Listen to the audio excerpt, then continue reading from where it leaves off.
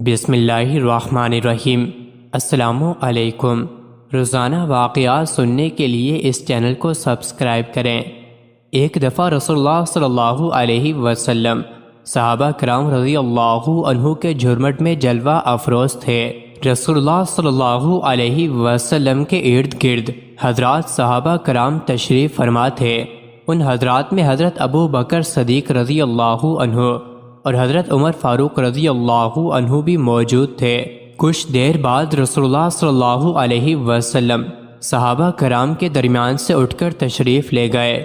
جب آپ صلی اللہ علیہ وسلم کافی دیر گزرنے کے بعد بھی واپس تشریف نہ لائے تو صحابہ کرام رضی اللہ عنہما خوف زدہ ہوئے کہ کہیں ہم سے علیحدہ ہو کر حضرت صلی اللہ علیہ وسلم کو کوئی ایذا نہ پہنچا دے، یعنی ان کی عدم موجودگی میں کسی دشمن کی طرف سے آپ کو کوئی غضب نہ پہنچ جائے۔ اس خیال سے صحابہ کرام سخت مضطرب اور متفکر ہو گئے اور آپ کو ڈھونڈنے کے لیے نکل کھڑے ہوئے۔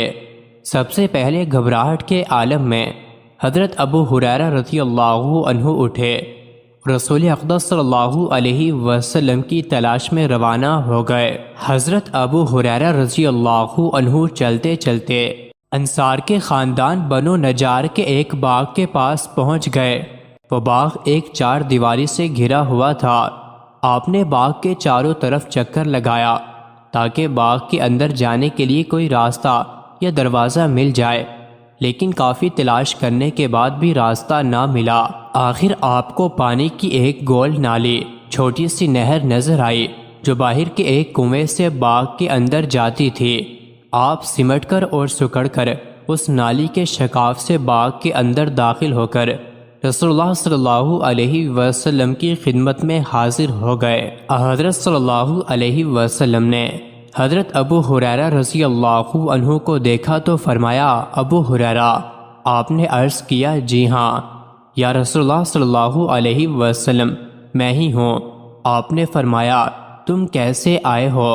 انہوں نے عرض کیا، یا رسول اللہ صلی اللہ علیہ وسلم، آپ ہمارے درمیان تشریف رکھے ہوئے تھے، پھر اٹھ کر چلے گئے، اور جب دیر تک آپ تشریف نہ لائے تو ہمیں ڈر ہوا کہ مبادا ہم سے علیحدہ دیکھ کر آپ صلی اللہ علیہ وسلم کو کوئی تکلیف نہ پہنچائے۔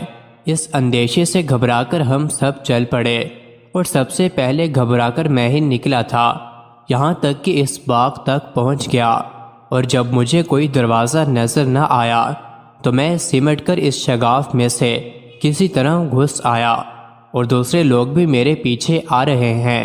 حضور صلی اللہ علیہ وسلم نے اپنے نالین جوتے مبارک حضرت ابو ہریرہ رضی اللہ عنہ کو عطا فرمائے اور ارشاد فرمایا، اے ابو ہریرہ، میرے یہ جوتے لے جاؤ، اور اس باغ سے نکل کر جو آدمی بھی تمہیں ایسا ملے جو دل کے پورے یقین کے ساتھ لا الہ الا اللہ کی شہادت دیتا ہو، اس کو جنت کی بشارت دے دو۔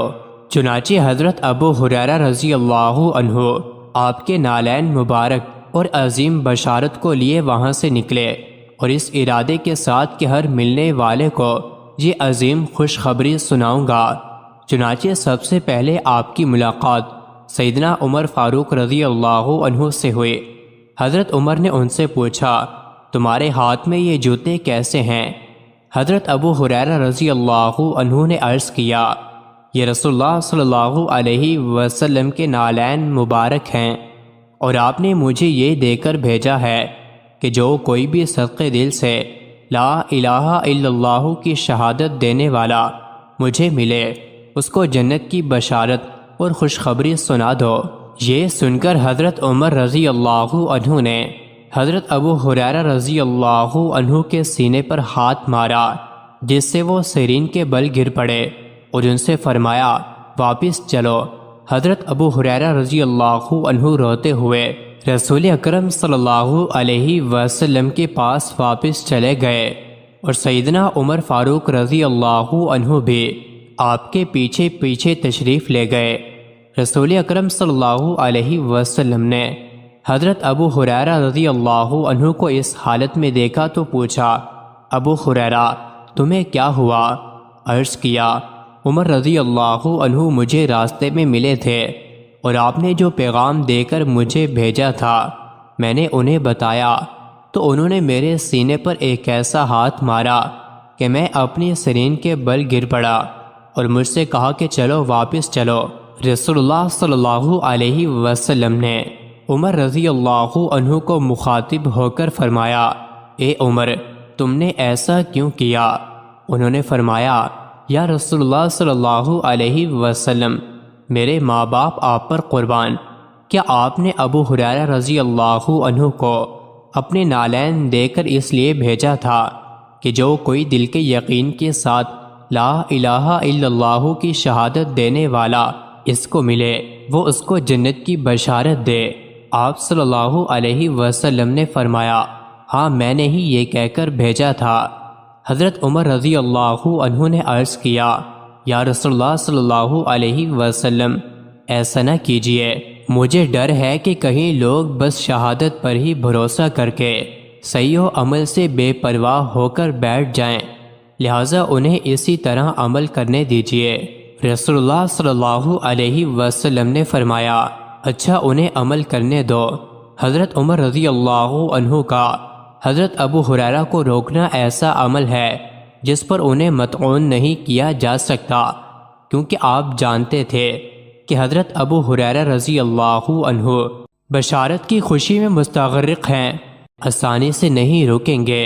مارنا مقصود نہ تھا، اور یہ سب کچھ بھی اس حیثیت سے کیا تھا کہ حضرت ابو ہریرہ رضی اللہ عنہ کے مقابلے میں آپ رضی اللہ عنہ کا مقام ایک استاد سے کم نہ تھا۔ پھر حضرت صلی اللہ علیہ وسلم نے بھی حضرت عمر رضی اللہ عنہ کی رائے کو قائم رکھا۔